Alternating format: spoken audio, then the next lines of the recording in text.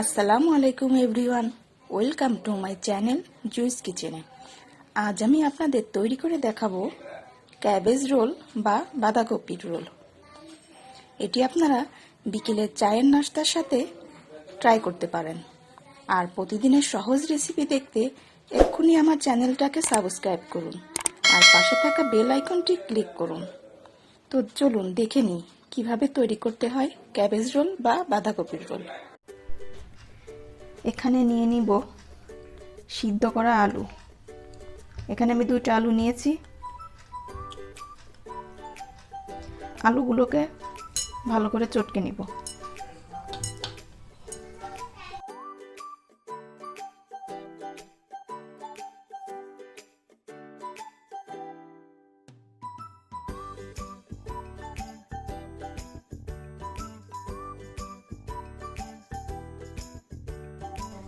এবার এর ভিতরে দিয়ে দিব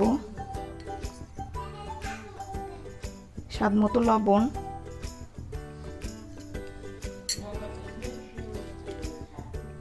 শুকনা মরিচ ভেজে গুঁড়ো করে রাখছি সেটা,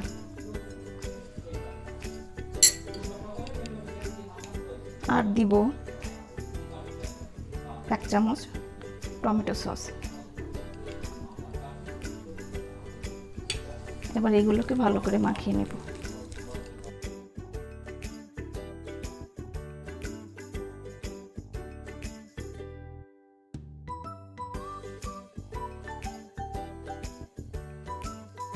এবার একটা ব্যাটার তৈরি করব।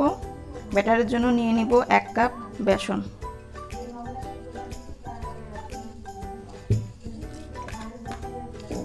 তারপরে নিব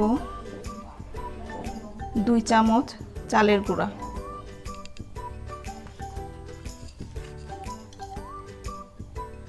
1/2 চামচ লবণ,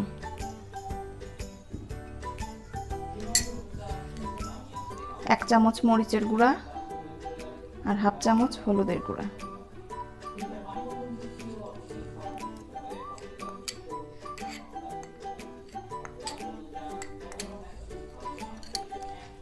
এগুলোকে ভালো করে মিশিয়ে নিব।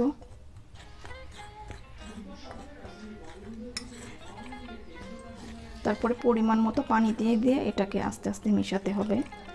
একটা ঘন ব্যাটার তৈরি করতে হবে। পানিটা একবারে দিবেন না, আস্তে আস্তে পানি দিবেন, কতটুকু লাগে মাপ বুঝে।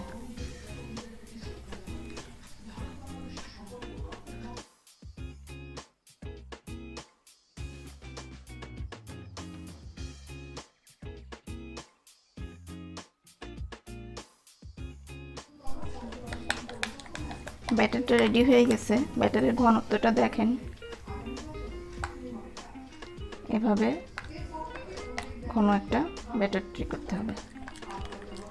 Batter ready.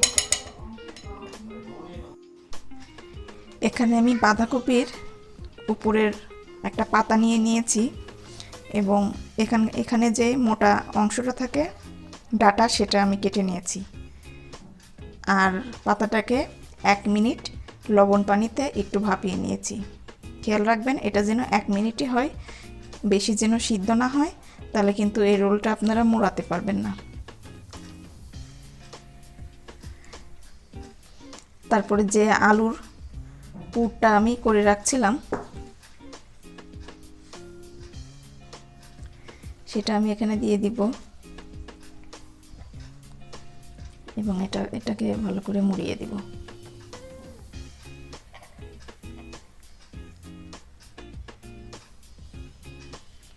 পাতাটা সিদ্ধ করার জন্য এটা খুলে যাবে না, এটা এমন লেগে থাকবে।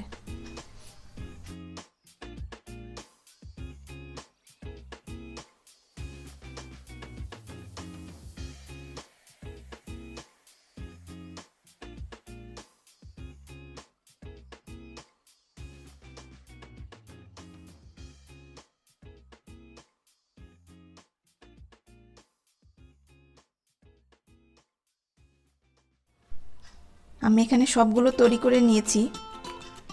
এবার আমরা এটা ভেজে নিব।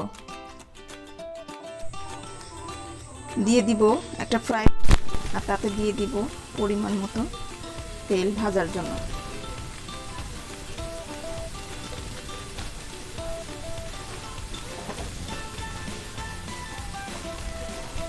তারপরে এখানে যে ব্যাটারটা করে রাখছিলাম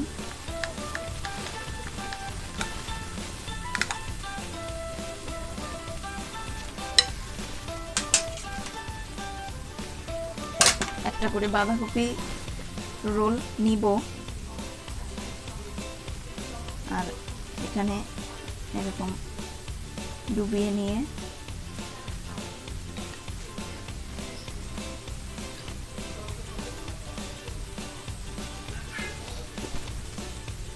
দিয়ে দিব তেলের ভিতরে।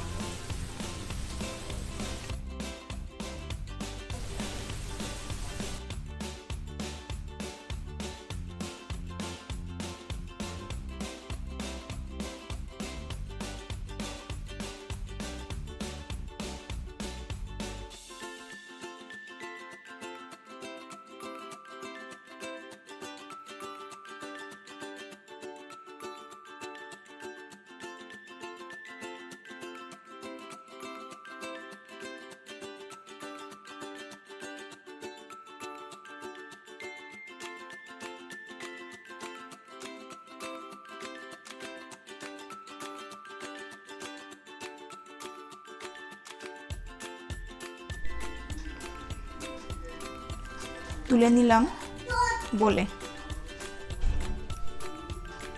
এখন আমি একটা আপনাদের কেটে দেখাচ্ছি ভিতরে কেমন হয়েছে।